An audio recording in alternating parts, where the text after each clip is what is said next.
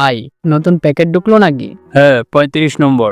একটু খোঁজ নিয়ে দেখতো কোনো সুন্দরী মেয়ে আছে কি। আরে ওর তো দানাদার ছাড়া আর কিছুই নেই। কি বলছিস ভাই? ওরা ওর দোকানেও দাঁড় খায়? আমার তো মনে হয় প্রত্যেক জেলার দোকানে দাঁড় খায়। খাওয়ার একটা নিয়ম আছে, কিন্তু আমাদের দোকানে এত টাকা দাঁড় আছে, টাকা শোধ করলে মালিক আরো 2টা দোকান দিতে পারবে। কেন, পয়লা বৈশাখে টাকা শোধ করেনি? টাকা সুদ?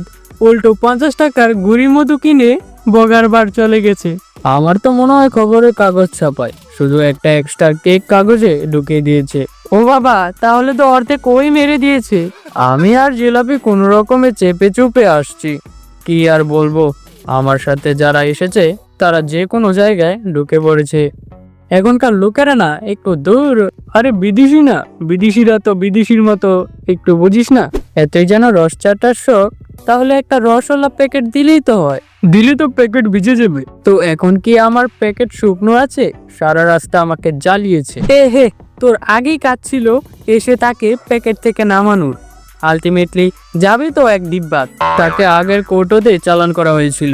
10টা দোকান ঘুরতে ঘুরতে প্যাকেটের হাল হয়ে গেছে। তা যা বলছিস ভাই, এত লোক থাকলে প্যাকেটের কি অবস্থা ভালো থাকে? দেখ কেমন ভিজে রয়েছে, তারপরে এত বড় প্যাকেটে 4টা মিষ্টি। সারা রাস্তায় এত লাফাতে লাফাতে এসছি, খাস্তা দুটো পা ভেঙে গেছে, অমৃতের দুটো হাত ভেঙে গেছে। আমি কোনো রকমে দেখতে দেখতে বেশি এসেছি। দূর দূর, পয়লা বৈশাখের মিষ্টতাই চলে গেছে। একটা প্যাকেটও ভালো সন্দেশ মিষ্টি নেই যে একটু প্রেম করব। ভাই, সে মনে হয় সোনার দোকানে কোনো দাঁড় খায়, না হলে ওদের প্যাকেটে সুন্দর মিষ্টি পেয়েই যেতিস। হ্যাঁ ভাই, এটা কিন্তু ক্যারেক্ট বলেছিস। সোনার দোকানের সন্দেশ সব সময় ভালো হয়। হ্যাঁ, তবে এটাও বুঝতে হবে যে দোকানে যেমন হাল, তার দোকানে তেমনই পহেলা বৈশাখ।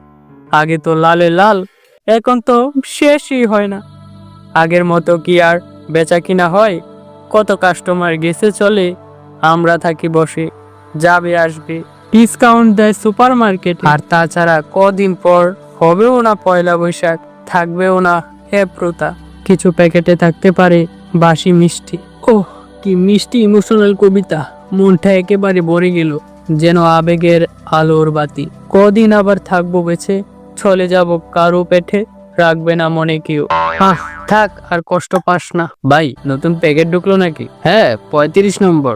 খোঁজ নিয়ে দেখতো কোনো সুন্দরী সন্দেশ আছে নাকি।